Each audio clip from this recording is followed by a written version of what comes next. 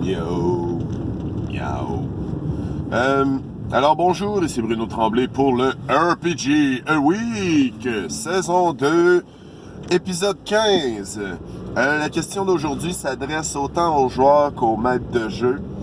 Dans l'autre saison, on a abordé la nourriture à la table, ou en virtuel. Tu sais, je veux dire, les barrières sont brisées là-dessus. Mais là, il y a une question qu'on m'a proposée, puis j'ai fait, ouais, c'est vrai. C'est l'alcool à la table de jeu. En fait,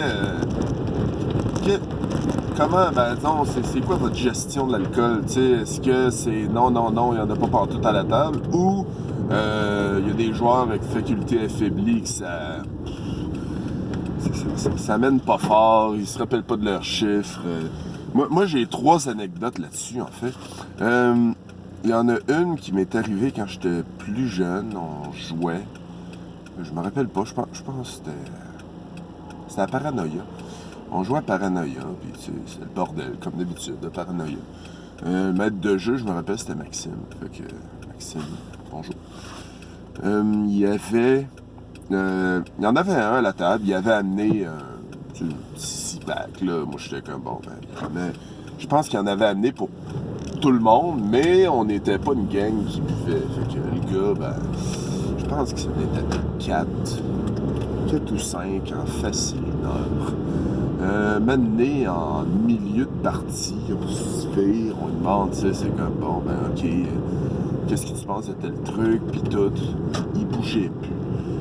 Il était endormi. L'alcool avait eu raison de lui. Il a fallu le réveiller en fin de partie. Il demandait de sortir. Il titubait. Il était à moitié sous. Il se rappelait pas de grand-chose. Fait que je me dis que si t'es rendu que tu dors à la table, prends-en juste pas d'alcool. Tu peux pas jouer. En tout cas, tu sais, il y a différentes réactions.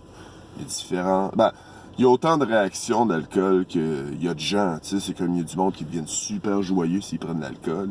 Il y a du monde qui s'endorme. Il y a du monde... Moi, ça dépend des alcools, en fait. Mais j'ai 2 autres anecdotes là-dessus. Il y en a une que ça s'est super bien passé, entre guillemets. Puis l'autre, j'ai pas aimé mon expérience. Il y a... La première, c'est dans une partie avec Christophe, c'est Lamentation of the Flame Princess, que je jouais Xavier Icar Clarston.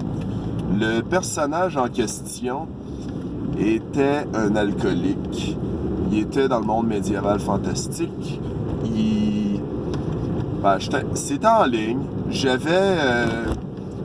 J'avais littéralement, c'est comme j'avais demandé à Christophe on the fly, gars, tu veux-tu me faire un personnage, est-ce que je peux jouer avec vous autres? Ah oui, viens-t'en. Puis là, il me fait un personnage, clac, merci, c'est aussi simple que ça. Moi, j'ai fait, c'est sûr qu'après, ça m'a pris une session pour bien tenter le personnage, puis me rendre compte, ok, c'est le même que je veux le jouer. La session d'après, j'avais des rum and coke pour accentuer son roleplay, en fait. Je m'explique. Moi aussi, le personnage était sous, puis moi aussi. À chaque fois qu'il buvait, je buvais. Fait que... ça a dérapé assez rapidement. Des fois, j'y riais un peu tout seul. Je déparlais pas tant que ça. Je me suis réécouté un peu. Je lui ai fait, ok, c'est pas... je suis pas si pire là-dessus. Mais il y a aussi... j'ai pris des décisions que j'aurais pas pris à jeun. J'aurais été plus calculateur. J'aurais regardé les conséquences. Je me suis débarrassé d'un PNJ, genre, il tranchant à gorge, puis j'ai fait, ok, c'est parce que c'était un peu intense, là. C'était vraiment intense. Ce bout de game-là était intense, mais ça avait accentué, ça avait été utile au roleplay, ce bout-là. Puis je le referais pareil, mais je me dis que ça... Peut-être un peu moins fort, ou je sais pas, mais tu sais, c'est comme... C'était une expérience. Puis le bout où ce que ça a moins bien été à mon goût, à moi, c'est pendant une des parties de Masque, mais quand même une des parties que, ben, j'étais maître de jeu, mais une des parties que j'ai eu quand même une des meilleures idées. Je pense que j'en ai parlé dans une autre vidéo. J'avais eu, ben, à chaque fois que je suis maître de jeu, j'ai un stress, un bon stress, un stress qui dit, bon ben gars, faut pas que le monde soit déçu. Il faut que tu sois au meilleur de ta forme. Il faut que tu...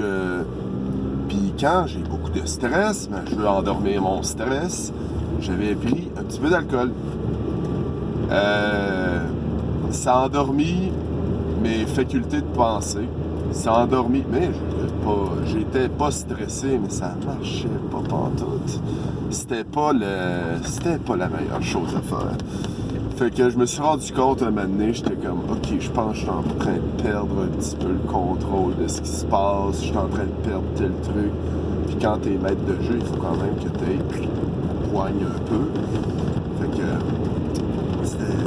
j'ai pas aimé cette partie-là. J'ai fait, ok, quand je suis maître de jeu, je prends 0 alcool.